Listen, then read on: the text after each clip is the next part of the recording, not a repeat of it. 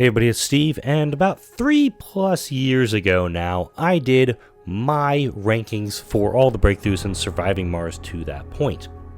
Since that video came out, we got the Below and Beyond DLC, and I've got more breakthroughs now listed in here. You should see 67 breakthroughs on your screen, take my word for it, including some of the ones that we picked up since that last video, including Cargo Bay of Holding, Capture Asteroid. I'm going to go through all of these breakthroughs, plus I'm going to talk about how my viewpoints have changed on some of these breakthroughs since that last video 3 years ago. I've now encountered all of these breakthroughs because of the mods that I'm using in my games, including Omega Unlocks All. If you want a link to that, go ahead in the description for this video. You'll have that so you can add it onto your games. You get an idea of what, when you get the Omega telescope built up, you have access to all these anomalies, or all these breakthroughs I should say, and you kind of get to pick which ones you want to research first and which ones you just kind of want to ignore as you go through it. First off, Advanced Drone Drive. Last time I ranked this as a D tier, and I don't think it's actually very limited use. I'm actually going to move this all the way up to the B tier. It's a very good one, but at a certain point you have so many drones built up, I don't think you need drones going a little bit faster. That kind of makes sense. I think this is a good breakthrough to have, especially early game breakthroughs too. If you need to have the few drones you have moving around doing a lot of things, it makes sense to have this one. And I don't think it's a very limited use. That was a mistake of mine on my part when I made that video 3 years ago. Now, I think it's a pretty good one, but later game, I don't think it's that great of a thing. Alien Imprints. Last time I had this in the A tier. I was wrong on that one too. This is actually S tier. Reason being, and I'm going off the Paradox Wiki for this too, you get between 3 and 10 alien artifact anomalies, which all provide a boost to all researches when scanned. In the last video, I think I said 12 for some stupid reason, but let's say you get this breakthrough, you get 10 anomalies, you scan them all, everything, including your breakthroughs, go down by 30%. Each anomaly reduces the research of all technologies by 3% each. So the more you get with this one, the better it comes out to be. That's why it's S tier. It's amazing, especially if you get that as an early breakthrough and you get a bunch of anomalies you can scan and bring those costs down. It becomes a very easy playthrough for you too. So think about that one as you go through it. Next up, Ancient Terraforming Device. Instantly gain 20% in all terraforming parameters. I had this in the B tier last time, and this one's a strong B tier, weak A tier. And the reason I say that because, now who am I kidding? This is A tier. This is good in every playthrough. Instantly gaining 20%, especially when you're waiting for the seed vegetation missions to pop up when you hit 40% vegetation on the planet. If you hold off on this one until you get at least your vegetation to 40%, you pop this one, boom, that's 4 seed veg missions that you don't have to run with your rockets. It just gets you that much closer to fully terraforming the planet, and I do like this one. And one is actually becoming more and more favored in my playthroughs, and especially if you use it strategically, it works out so well for you. Next up, Artificial Muscles. Carry 2 resources at once. I had this in the S tier last time, and I'm going to keep it in S tier. I think it's amazing. If you are playing with Below and Beyond and you get the Ancient Artifact fully upgraded adds another resource to it. So in conjunction with the Ancient Artifact in the underground and the downstairs, you can get drones carrying 3 resources at once, and they're indestructible too, and don't need to be charged up. So it's kind of a kick-ass one to have. Again, the earlier I think you get these, the better off you're going to be. Autonomous hubs, and drone hub extenders no longer require power or maintenance. If you're playing as the inventor, you get this one automatically. I had this in the B tier last time. I'll probably keep it in the B tier here. It's a good one to have, but again, late game doesn't really help. If you're doing a terraforming one, you can just scatter these guys all over the planet, bring down a rocket with a bunch of hubs. You just pop them all down. You pop down all of the your vegetation plants. and very quickly you're actually increasing the vegetation on your planet by quite a bit. Again, it's good, but it's really situational for me. I don't see how this is be good in every playthrough, because once you get to that late game, you've got more than enough power. You've got more than enough electronics to maintain these things. So it's kind of a for me on this one. Next up, capture asteroids. Landing an asteroid lander on an asteroid captures the asteroid in orbit around Mars, removing the time limit. This one has not been ranked because it's one of the new ones. I'm between A and S tier on this one, and I'm going to kind of put it in A for right now because I don't think it's the end-all be-all. I think that sometimes you get this one, you go up to an asteroid, you find out it's trash, and you're like, okay, fine, just grab everything you can, get a rocket, get out of there. And it's like, do you really need to capture the asteroid sometimes? There is kind of that nice time crunch of, you get a good asteroid, you get up there, you have to get as much as you can and get the hell off. But if you get a really good asteroid, totally makes sense to keep it. So that's why I say it's good in every playthrough, especially if you want to do long-term habitation, you want to put colonists up there. There is an achievement, I think, for actually having the last colonists on an asteroid, and it just goes off into the unknown. And it's kind of like an end game. You get like a game over screen by doing that one. So I say one is good in every playthrough. Next up, cargo bay holding, another new one. Reduces the cargo weight of resources by 50%. That's amazing. That is just downright amazing in every playthrough, because if you need to bring up a bunch of materials, say electronics, you need to bring up just materials just to resupply a colony that's been ravaged by disasters, totally makes sense. If you got the cash for it, let's just cram a rocket as full as you can for all the materials and bring it on up. Also works with the space elevator too. So if normally the space elevator brings down to 200 resources at a time, with cargo bay holding, it increases it to 400 resources at a time. Kind of kick ass on that front. What is not kick ass? Cloning. It was F tier before, it's still F tier. It's just not that good. I'm sorry. I don't like it. I've never liked it. And if I had to guess, going on 500 hours playing this game, I've built it once. It was during my Martian Carnival series. It was towards the end. That's it. I just don't like this technology. Next up, construction nanites. Buildings construct themselves slowly without drones. Nanites will seek out resources from nearby depots. That is an A tier previously. I'm going to keep it in the A tier. And the reason for that was when I recorded that last video, I think I had a nanite storm event where my colony was ravaged by out-of-control nanites. I think I've had it since then, and it's really not a good event to get, especially if you're in the middle of a mystery where you have a bunch of shit coming down on you. I'm very like, crap. With this one, it works in some cases, it doesn't work in some cases, but I do think it is overall good, knowing that sometimes it may go horribly, horribly wrong. Next up, core metals, core rare metals, and core water. Last time I had all three of these in the F tier. I had a rethink on these. I'm going to move core metals all the way up to C tier, which is decent, but situational. Core rare metals is going to B tier, because, well, I'll explain in a second, and also core water is going to go all the way up to the C tier. Reason being, with capture asteroids, if you have 3 asteroids captured, if you have the underground explored, and you pop any of these 3, suddenly you get core rare metals, core water on every single map.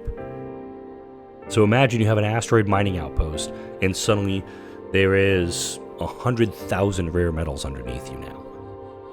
Not just on the one asteroid you have captured and mining, but all 3 of them. Or 50,000 metals or 100,000 water on everything, on every map. That's why I say water is decent, because if you're at a point where you have capture asteroid and you're in that late game, you may not need a lot of water. Metals, you've probably got the mole mine. Rare metals, I say this is a little bit better because you can send that back and get some more cash. or you can turn around and turn it into electronics. The machine parts are probably going along pretty good at that point. Just why I rank the core rare metals just a little bit higher than the core metals and the core water in this case. Next up, cryo sleep. Passengers can carry 20 or more colonists. The last time I had this in the C tier. I'm going to keep it in the C tier. This one's decent, but the situation really depends on how good this one is. If you have the last arc and you get this one, you have no use for it. If you have tourists and are bringing up a bunch of people at one time, helpful. But it's that fine balance of, do you really need to bring up 32 people at one time if you just have this in a standard rocket? Or if you have all the research done, you bring up like 50 people at a time, do you need to bring up that many people at once? So that's one always to keep in mind. This one I do think is fairly decent, but I don't think I can call it good, unfortunately. Design forestation. This one, newly grown forests have a chance to spawn vistas and research sites. Last time I had this in the B tier. I'm going to keep it in the B tier because it's definitely a situational thing where if you are kind of working with autonomous hubs and you're just throwing down stuff everywhere, throwing down forests, there's no guarantee that you'll have domes that you can expand to build it. But if you're planning your forests around your domes, then all the better. Then you may have a vista spawning right next to your dome, a research site spawning right next to your dome.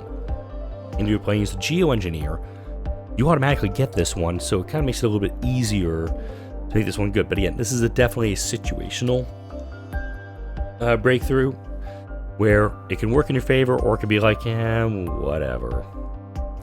Next up, dome streamlining. Domes cost 50% basic resources. Last time I had this one as an A tier. I'm going to keep it as an A tier, but no, it's borderline S, because not needing as many metals, as many concrete, especially with like the microdome, which normally needs like 40 metals and 30 concrete.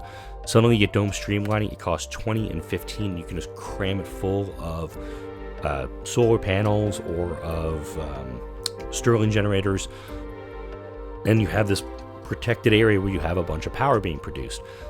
It does actually kind of work in the long run, but also it works really well when you want to build up your domes later in the game. You want to get a mega dome, and so you don't need to spend as much materials for these things. Unfortunately, it says less basic resources, meaning it should not be giving you a discount on the polymers that are needed for most of the domes.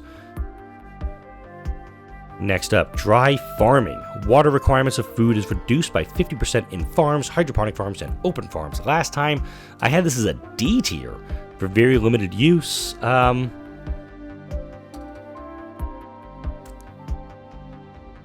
Weak C tier, strong D tier for me, because especially with open farms, you need 10 water just to run an open farm, and usually by the time you have the planet terraformed enough to warrant an open farm, you probably don't have water problems at this point. Early game, I totally get it. You're just settling on the planet, you don't have a lot of water to go around. Your hydroponic farms are just, eking out every little bit of water they can. Your farms, you're trying to get them up to 100% soil quality. Makes sense, you use your water as efficiently as possible. I get it, but for open farms, I don't think dry farming does all that much for you. Next up, Eternal Fusion unlocks the upgrade for the fusion reactors. They no longer require workers and operate at 150 performance. Last time I had this as an A tier. Much like dome streamlining, I think this is a very strong A tier, weak S tier, because if you have a lot of people late game, this is where my brain is trying to go. How does this work in the early game? How does this work in the late game? You can turn this off very easily and just have people going and working in them. But if you build this away from your domes, you're kind of stuck with them. You kind of have to just like make sure these things stay online, stay, with the Eternal Fusion operating, and just get that base 150 performance. You put in your dome, you turn it off, you load it up with a lot of engineers, and suddenly your reactor's operating at above 150 performance. So there's trade-offs on Eternal Fusion. That's why I say it's good in every playthrough. I don't think it's amazing in every playthrough. I like it. I don't love it. Extractor AI, I love. Metals and rare metals extractors can work without cruise at 50 performance. I love this one. I beeline it every time it pops up because it means I can start building mining outposts. Yes, I run the UCP, which has those automated metals extractors, rare metals extractors, stuff like that. But I like also just doing the regular extractors. I can slap them down. I can surround them with triple electric scrubbers to keep them from dusting each other, failing miserably every time. And then suddenly I have a lot of materials coming back to the colony that I can utilize. I love Extractor AI, and I will back that up until the day I die. I love Extractor AI. I think it's one of the best breakthroughs in the game. Next up, factory automation lowers the amount of workers needed in factories. This is a B tier one previously. I almost want to move it down to C tier, honestly. Because it is good in the early game. In fact, yeah, I'm just gonna say that. I'm gonna keep it at B tier. Because it is a very good upgrade in the early game. If you have a fledgling colony, my hermit crab colony right now is dealing with this at this point where I don't have enough people for my domes, for all my facilities.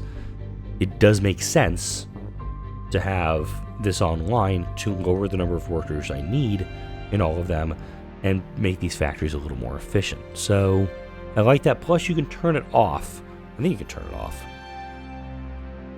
Oh, I should know the answer to that. If I can turn it off, it's a B tier. If I can't turn it off, it's a C tier.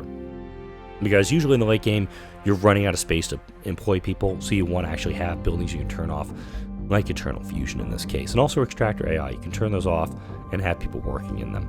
Next up, Forever Young, seniors can work and have children. Last time I'll say it was the B tier. I'm going to stick by that because sometimes it's not great. Sometimes you do want to have people moving out of the workforce. Again, this is the late game. You've got the planet terraformed, you got your capital city, and you're essentially building domes to keep up with the number of kids being born because everyone is happy and they're willing to have kids and bring them into the new world that you've built for them. It does make sense in the early game to have seniors working, seniors cranking out kids, but late game, it really doesn't help you all that much. Next up, frictionless composites. Wind turbine power in production increased by 100%.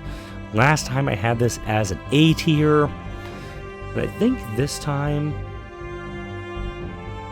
I'm going to move this to the S tier. Because with dust storms, you're getting more of a boost with your wind turbines, and it's just able to keep your colony going that much better. You can also be much more efficient with the wind turbines you have. You don't have to make those colossal wind farms like I make in my videos. You can just make smaller wind farms that can get the job done with a lot less, and all. So it means less concrete, less machine parts, less maintenance. And you just have to just essentially research this, and suddenly, boom, you have your frictionless composite. You have the excess or an extra 100% power, which is going to tie in very well to another breakthrough I'm going to talk about here in a little bit. Next up, gem architecture, diamond domes. A diamond-shaped dome which has space for 2 spires. Last time I had this as an S tier. Not this time. I'm actually going to drop this one down to B tier. I think it's a good dome, but essentially it's 2 trigon domes just smashed together. I can understand why. I think they look cool. I'm not going to lie. But I don't think I can justify saying, oh yeah, diamond domes are the best domes, because you have capital cities, you have mega domes. The mega trigon domes, again, 2 trigon domes just smashed into each other, that's your diamond dome. So I was wrong 3 years ago on this one. I don't think it's the end-all be-all dome. I think it's a very good dome, but I don't think it's one of those drop everything and research it type of breakthroughs. You have the hermit crab challenge gets this one, I may move my colonists into a diamond dome before I move them towards like a mega dome or capital city, because I admit having 2 spires would be kind of cool, but I don't think it's absolutely necessary for as a drop everything and research it right away type of thing. Next up, gene selection. Doubles the chance a colonist will have or gain a rare trait. Last time I had it as a D tier. I'm kind of thinking D tier still on this one, because Project Morpheus exists.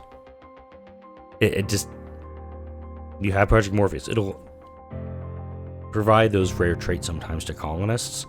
So I don't think this one actually does a lot for me at any point in the game. I don't think it does much in my case. You can disagree with me on that one in the comment section, but this one I just think has very limited use to me. Next up, giant crops. Unlocks giant leaf, wheatgrass, potato, corn, and rice crops, which have an increased food output. I had this as a C tier last time.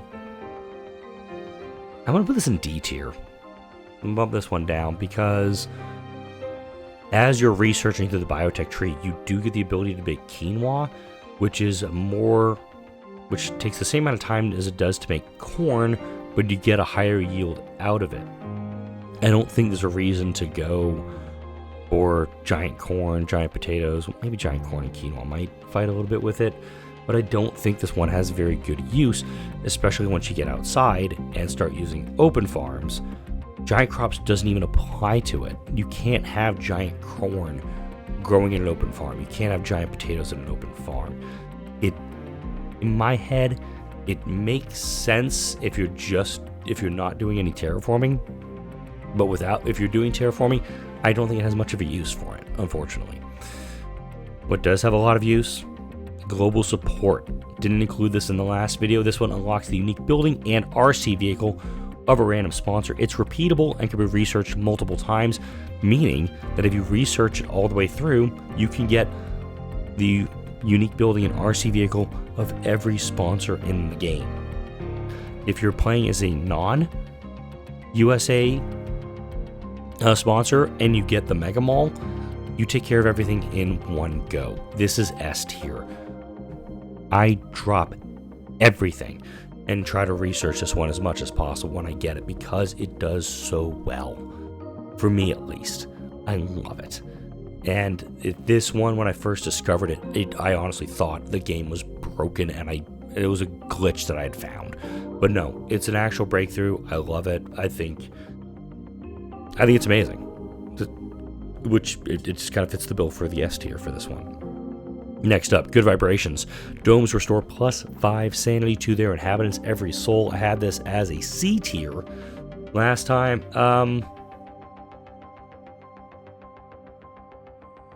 Definitely strong C tier, weak B tier. I'm going to keep it in C tier though, with the caveat of it could actually be very good if you have enough amenities in your domes. You don't need to worry about having the good vibrations operating. But if you're playing on a map with a lot of disasters, totally makes sense to have it. So that's why it's just kind of just in the middle of the road for me. I like it, but I can see where I wouldn't need it, if that makes a lot of sense for folks. If you have an underground colony, totally makes sense to have this as a dome or as a breakthrough, because your folks who live underground, they're going to be a little upset for a bit. And they're probably going to go a little stir crazy just living in a bleeping cave. Hive Mind next up. Residents in their ecology get a bonus to work performance based on the number of unique perks and specializations of colonists living in the ecology. I had this as a B tier last time. I'm going to keep it in the B tier this time because it's all right. I mean, like, some domes don't have ecologies. Some domes will go for sanatoriums. If you have a diamond dome, you may go for, yes, 2 ecologies. But if you have it as an incubator dome, you may want to have it as a medical center, or if you want to have sanatoriums in there. It makes sense if you have a lot of ecologies, but if you want to have a diverse dome setup, then it makes sense to not have this one or not prioritize this one. Next up, hull polarization. Buildings require maintenance less often. Maintenance bar build-up speed is reduced, actually by about 20-25% on this one. I had this in A tier last time. I'm going to leave it in A tier this time because it does actually work fairly well. in a colony where you have a lot of maintenance, you have a lot of disasters, it totally makes sense to want to try to limit the maintenance on it. You want to put scrubbers down, but this helps the scrubbers out in minimizing the amount of maintenance you have to do on it. Next up, hypersensitive photovoltaic solar panels and large solar panel production increased by 100%. I had this in the A tier last time. I'm going to put this in the S tier because this one teamed up with the artificial sun, means you have a lot of extra power coming in all the time. And actually, that's the only reason it's good, amazing. So you know what? No, it's A tier. I'm actually going to keep it in A tier because that's really the best place to have it. And in the early game, yeah, you're using solar panels, but how much power are you storing with those solar panels during the overnight hours? That's why I'm saying it's good in every playthrough. I don't think it's the bee's knees. I don't think it's up there with frictionless composites, but man, it is close to be there for that one. Next up, inspiring architecture. Colonists and domes of the spire have increased morale by 20. B tier last time for this one. And I said in that last tier listing, I hadn't encountered it. I've encountered it since. I think it's kind of B tier. It's good, but some domes you don't have it. If you're doing microdomes, barrel domes, you don't have space for a spire. So if you're sticking with the small domes, it makes sense to not have, or to not really want this one. But in bigger domes and in the late game, it totally makes sense to have this one, which is why I say it's situational in these cases. Next up, interplanetary learning. Schools can train the workaholic and hippie traits. Last time I had this in the F tier, and I'm going to keep it there. I still think Project Morpheus can do this. I don't think you need to train Martian colonists to be hippies. I think they'll kind of figure it out on their own. The workaholic one, it's kind of nice, but at the same time, Project Morpheus takes care of it. So I don't think this one's worth the research points to me. Next up, lake vaporators. Lake pumps are self-sufficient, no longer need to be supplied with water. They also no longer require maintenance. This was S tier last time. It's S tier again this time. Lakes take a lot of water to fill up, and they take a decent amount of water to be maintained, while they're increasing the water content of the Martian atmosphere and increasing the soil quality around it.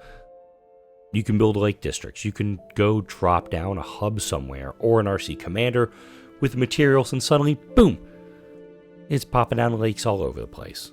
And you're increasing soil quality, but you don't have to build the infrastructure to supply them with all the water they're going to need. So that's why I like this one. I love this one. That's why it's amazing in every playthrough. Got the landscaping nanites up next. Landscaping projects progress without the needs of drones and are generally faster. I had this in the B tier last time. I've had this one a few times since that last video. I think it's B tier. It's good, but it's situational. I don't think... It definitely helps if you want to build ramps on remote plateaus, or just do remote projects way the hell out there that you're going to be working on later. It makes sense to do it, but by the time you get to a point where you're doing large-scale projects, you probably have a dozer or two, or you have an RC commander fully loaded with drones that are going to be working that project to get it done faster. So I get why this one works very well, very much like with the construction nanites, but I think these guys, they're okay. I don't think they're as good as doing the construction. That's just my opinion. Next up, magnetic extraction. Unlocks the upgrade for extractors, increases production by 50%. Last time I had this in the D tier. D tier, really? What the hell was I thinking? This is like B or A tier. I mean, yeah, I'm going to move this all the way up to A tier, because if you're able to, and this also, if you're working on a Below and Beyond and you don't have Capture Asteroid, you need this upgrade to get everything out of the ground before that asteroid moves out of range. Totally makes sense to have this one a little bit higher. I don't know what the hell I was thinking when I did the last video. I had this as a D tier. What the hell? I don't know about that one. Alright, we got Martian-born Ingenuity queued up next. I think I got some stuff out of order here, because it should actually be Mars Marketing is up next. Retreat, get 5 applicants with rare traits. This is from Below and Beyond DLC. It's repeatable and can be researched multiple times. It's bullshit. It's F. I hate it. I just don't like this one. By the time you get to this and you're actually trying to get colonists with rare traits queued up, you're making them on Mars. You don't need to be going back to Earth to get applicants with this one. This is a technology, and also, by the way, if you're doing Last Ark, like with cryosleep, and you've already brought your colonists up, what the hell's the point of this one? It just doesn't work in my eyes. I get why it was added in Below and Beyond. It just doesn't make sense for me. Next up, Martian diet. All colonists consume 25% less food. This was D tier last time. I'm actually going to keep it in D tier because early game makes sense. Late game, when you have an open farm producing essentially infinite food, it doesn't make sense. If you weren't playing as a terraforming playthrough, I could see moving it up, but I usually play with terraforming, so I don't see a reason to move it up to decent, because I do think the use in this one is very limited. I don't think this one actually gets as much of a stretch as it. If the breakthrough did colonists consume like 30 or like 40 or 50% less food, I could see moving it up. But for this one, I don't think it makes a lot of sense in this case. Martian steel, lowering the cost for metals by 25%. I had this as an A tier last time. I'm going to keep it up there because it does make sense. It bringing the cost down on buildings, especially in a map where you have scarce metals. Yeah, it makes sense. You want to save a little bit of cash on this thing if at all times. It does actually work quite a bit. Next up, Martian-born Ingenuity. Martian-born colonists gain 10 performance. Last time I had this, where did I have this last time? This is an A tier last time. Yeah, I can't even argue that, because late game, you're not going to have any Earthborn colonists. You pretty much, if you go to right, you have a bunch of Martian-born colonists. Giving them that extra 10 bonus, extra 10 performance does go a long way in the long run. Next up, Mole People, another new breakthrough.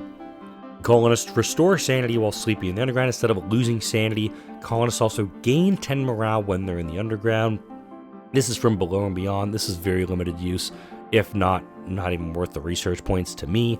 I don't do a lot with the underground. Like, even in that underground colony playthrough, I had that lighthouse, and I was spending more time with the lighthouse up on the surface trying to scan for asteroids. I felt like I was doing that more than I was being underground with this one. I get why when this one was added. I don't use it that often, so it makes sense to not really do much with it. So, yeah, if you like the Mole People breakthrough, sorry to break it to you, this is not one of my favorite ones.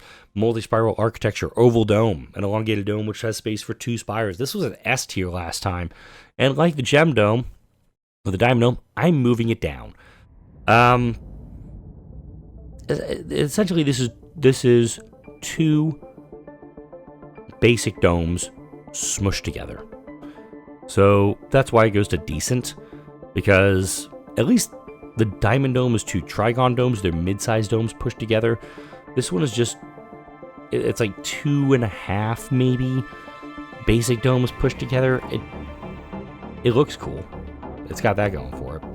But it only has such much beyond that. It's 2 basic domes. I mean, it's a bigger barrel dome. You can, if you want to do a big incubator dome, totally worth it. But for me, I definitely think it's a decent dome, but it's not as amazing as I thought it was way back when. Next up, Nano Refinement. All extractors continue to extract small amounts when the deposit is completed. This is an S tier last time. I still think it's S tier. I love that you can set up outposts.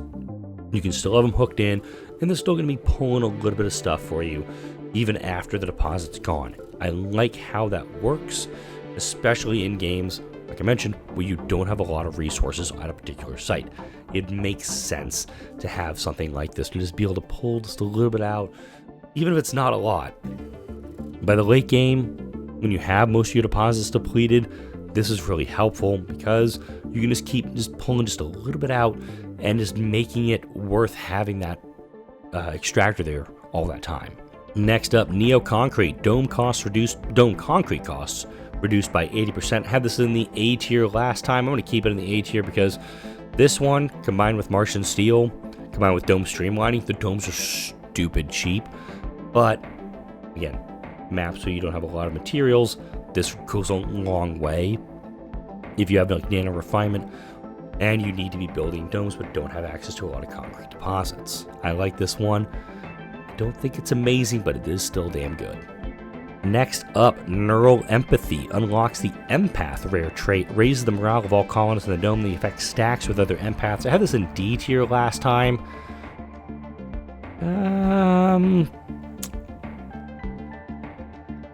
I almost want to leave it in D tier, but I think I might bump this one up to C tier because in the capital city, if you get a bunch of empaths, imagine how high the morale is of all the colonists if you have a bunch of empaths boosting the morale of everybody else. In my head, it makes sense. Nocturnal Adaptation, all colonists gain 20 performance during the night shifts. This was a C tier last time. I'm going to give this one to B tier in this review because of that boost in performance and that situational of you can actually set up your entire colony to operate at night, and then suddenly your hockey institutes, your machine parts factories, your electronics factories, your pollen factories, they're producing much better because your colonists are getting that little boost during the night shift, whereas their day shift folks aren't getting that boost. Next up, Overcharge Amplifications. Amplify upgrades grant a bigger boost to production. I had this in the D tier last time, and I'm probably just going to keep it there. Again, late game, you have enough power. You don't have to worry about spending this much. But early game, I don't think there's a lot of use for it, especially if you have a colony that may not be producing enough power to keep everything up and running. So I'm always iffy on the overcharge amplifications because I usually don't overcharge my buildings, or I don't volunteer to amplify structures unless I absolutely have to. Next up, Plasma Rocket. Rocket travel time reduced by 50% between Earth and the asteroids. Had this in the C tier last time, and God, it's a strong C, weak B in my eye. I'm gonna leave it in C tier. It makes sense going between Earth and Mars and the asteroids. If you're playing as Russia, though, I could totally see moving this up into B tier, even A tier. Playing as Russia because Russia does have an increased travel time, and this will just like get rid of that issue very quickly. So I like it. In the late game, don't need it because the space elevator can provide anything I need with it, and I'm probably not going to be importing people at that point either. Next up, Plutonium Synthesis. Upgrades the plutonium core upgrade for the Stirling generator. Increased power production when open. It was C tier last time. I might actually bump this one down to D tier because Stirling generators are very good early game buildings, but as you're building up, you can get into the wind turbines, you can get into the artificial sun, you can get into the fusion reactors. The Stirling generators do a bit, but they don't do a ton long term. If you're going to build a microdome and have a power dome, and I've done those in the past, if you have this, a bunch of Stirling gens in a, let's say like a little microdome, all of them upgraded and all of them open, you can actually crank out a ton of power, but I think it's fairly limited for usage on this one. Next up, Prefab Compression. All spires except cloning vats can be ordered as prefabs from Earth. Cloning is an F tier breakthrough, and honestly, this one is too. I don't think you need to build prefab or spires until you have the resources locally to do it. It makes sense that, like, oh yeah, you can just, order up an arcology and have it shipped up to you, or just get the 60 concrete and get the 10 polymers that you need and build it yourself, because those are expensive. Those spires are not cheap, and you could probably make it for a hell of a lot less than it takes than ordering one up from Earthside. Next up, printed electronics. Drones assemblers switch from electronics to metals when making drones and also bio robots. It was S tier last time, it's S tier this time too. Electronics take a lot to produce, but metals you can find it on the ground. If you're able to start cranking out drones just with an assembler and using metal, very quickly I think problems start to disappear, or they start to fall on the wayside a little bit, because you can now save your rare metals and those electronics to go towards things you need that are a little bit harder to make than just drones, which you can just use with metals. I love the printed electronics breakthrough. My current hermit crab challenge, I haven't researched it yet because I don't have a drone assembler to utilize it in, so I'm just kind of holding off on the research for that. But no, as soon as I get to that point, I'm going to be cranking out drones with that bad boy. Project Phoenix, when a colonist dies, there's a 50% chance he or she is reconstructed as a youth with the same traits. I had this as a B tier last time. I'm going to keep it in the B tier.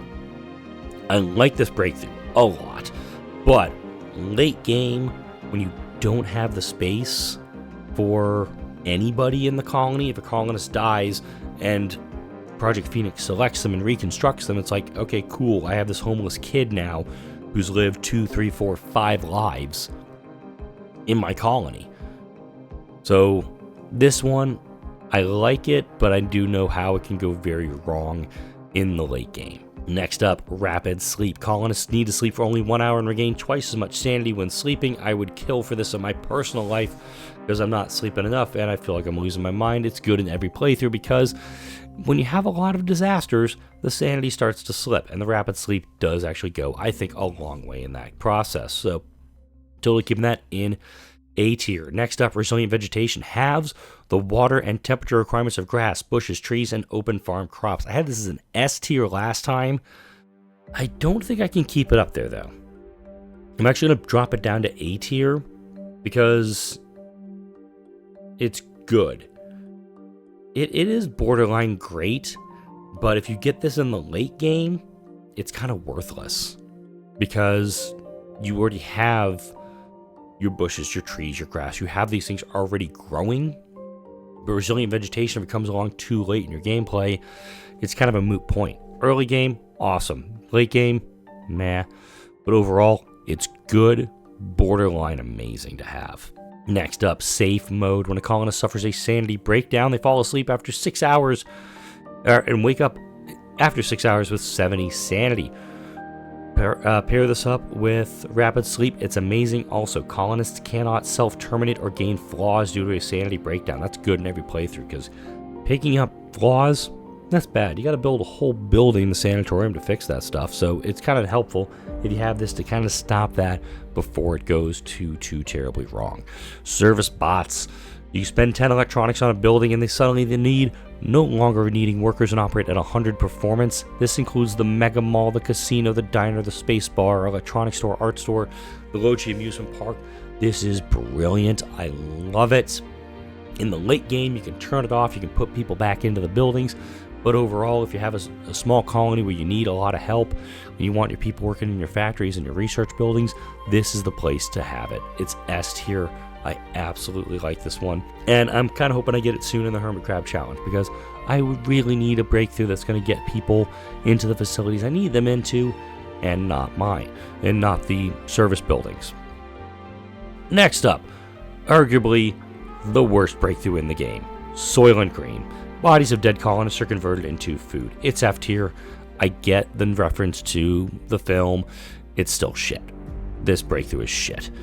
It drops 1 food where a colonist dies. If it was dropping like 5, I might be having the argument to move it up into the D tier, but I think it's just terrible. I don't like this breakthrough at all. So, and I honestly, it's kind of a, like, which one do I research last? It's usually between this one, Mars marketing, cloning, and one I haven't discussed yet. When it comes to these breakthroughs, it's at the bottom of the barrel. Next up, space rehabilitation. Colonists have a 50% chance to lose a flaw on their journey to Mars. I had this in the B tier last time, and I'm going to keep it in the B tier this time because this breakthrough opens up the possibility of getting more colonists from your pool to come up, even if they don't tick all of the boxes. Having space rehabilitation makes it, hopefully, easier to bring up those colonists, an easier choice to bring up those colonists, with the hope that they lose some of those flaws that you don't want by the time they get up to the planet. Next up, superconducting computing converts unused power into research points. I had this in the A tier last time. No, it's S tier. The first 500 power, and I didn't know this until I started going back and doing this for this video, the first 500 unused power is 1.5 research each. Any unused power beyond that is 0.375 research each. Still though, if you have a setup with frictionless composites or eternal fusion or hypersensitive photovoltaics and in the artificial sun, you have a ton of excess power. This is amazing to have. It helps you burn through the rest of the tech tree and get everything researched so you can get your colony, hopefully, to that end game stage that much sooner. This one is amazing, and I was wrong for saying it was just good the last time through. I was not wrong, though, in my bashing of the super fungus breakthrough the last time through. Unlocks the upgrade for the fungal farms, the super fungus, which increases production while increasing oxygen consumption, and I owe a tree an apology for the oxygen I just wasted while saying how bad that thing is. It's terrible. That's the one that I just put at the bottom of the barrel with these other ones. They're they're bad. Just don't get them unless you're doing a fungal farm playthrough. In that case, I'd be asking you why you're not doing just a bunch of outside ranches at that point. Next up, superior cables, instant and free power cable construction. Power cables do not suffer from power faults. This was an S tier breakthrough last time. It's an S tier breakthrough this time, just like its brother superior pipes. Instant and free pipe construction. Pipes don't suffer from leaks. You can do such a layout in the game if you have these two breakthroughs. You can lay out everything. You can just kind of like figure out where you want to put everything down if you have these two breakthroughs. So it makes sense that they're amazing because they do make the game, they take a little bit of stress off the game when you really want the game to just be a little bit less stressful. Next up, sustained workload. Doubles the performance bonus when colonists are working on a heavy workload. I had this under a B tier last time, and since then I kind of realized I barely use the heavy workload. I just activated it in Monday's Surviving Mars video. But other than that, I don't use it that often. It makes more sense if you were having a colony that really needed to have it. But for me, it's just decent, but definitely also a situational thing where I don't want to have the heavy workload going all the time. It's almost like emergency shifts in Frostpunk. And you just don't want to be burning out your colonists that hard, that fast. Next up, the positronic brain allows the construction of biorobots in the drone assembler. This was a B tier breakthrough last time, and I'm going to keep it in B tier. Reason being is that at a certain point, your biologic colonists are going to overtake and kind of force out your biorobot colonists because they eat, they sleep, they gain traits, but they can't reproduce and they can't die from old age. And late game, suddenly you have a bunch of biorobot colonists. Like, where do the biorobot colonists live if the human colonists are multiplying? So it's a bit of a weird one. I do think it's a good breakthrough, but I don't think it's good in all breakthroughs. That makes sense. Next up, Vector Pump increases water production by 100% in moisture vaporators. This was an A tier breakthrough last time, and I'm going to maintain that it is still an A tier breakthrough. I mean, moisture vaporators do so well in this game. Their obvious weakness being the dust storm. But late game, when they have a lot of moisture in the atmosphere and you get that extra production through the hygroscopic vaporators, with a vector pump, this thing's cranking out a ton of water. Then hopefully you've got enough tanks to, or turn off your lake vaporators. Hopefully you have enough demand to keep up with all the water this guy's producing, because it does amazingly with it. Next up, the last of the new breakthroughs, vehicle weight optimization. Drones and RC vehicles no longer take up cargo space. Yeah, you didn't hear that one wrong. They're free weight on a rocket. Get this breakthrough. Next time you play, get this breakthrough. Bring up a rocket from Earth. Load it up with as many drones and vehicles as you can. you'll find out you can bring up quite a bit with it. I started bringing up like 20 drones at a time, every single rocket from Earth. Once I got this, it made it so much easier. Plus, if you're going to an asteroid, all the drones and RC vehicles, they aren't taking up that precious space you need to bring up materials if you're going to be building an asteroid outpost. So keep that in mind too. Next up, Vocation-Oriented Society. Colonists gain 10 bonus work performance when all their stats are in the green. Had this as a C tier last time, and I'm gonna keep it there.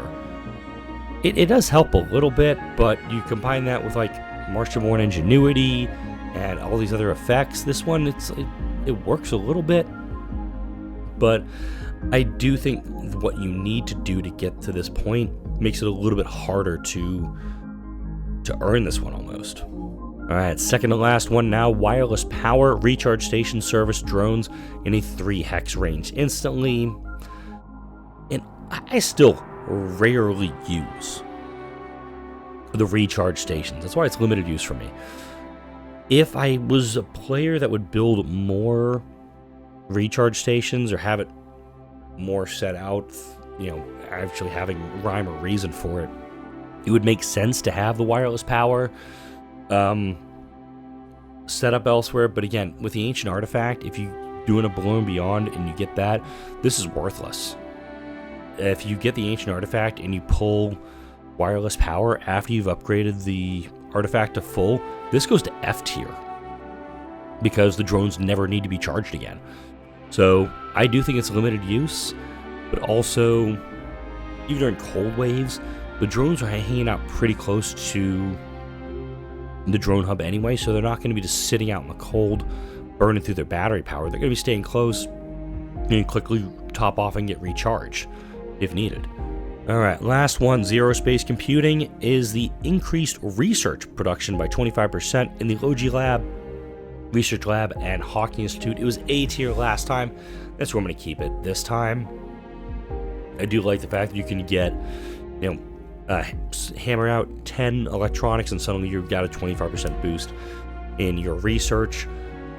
Note that it doesn't go like with Amplify where you have to spend extra power for it. You combine this with like your Omega Telescope or your superconducting computing and you're doing very well in getting your research done up. That's why I think this is good in every playthrough. I don't think it's amazing though in each of these playthroughs.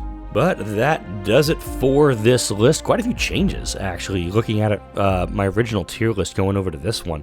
Quite a bit of movement on this one, and of course, all of the new breakthroughs that are on there. We've got Cargo Bay Holding got added onto here, Capture Asteroid, Vehicle Weight Optimizations, Mars Marketing, that crappy-ass one, Global Support. It was 6 here, so we got 1, 2, 3, 4, 5. Where's my 6th one? Oh, Mole People. D tier.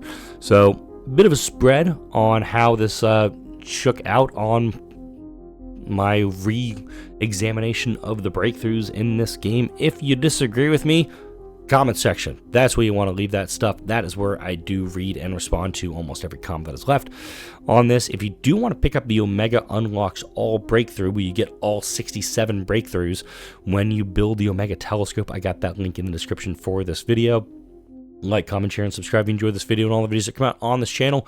Thank you all for watching. If you're watching this on the release day, Merry Christmas to all, and Happy Holidays for those who do not observe Christmas. I'll see you all in the next video.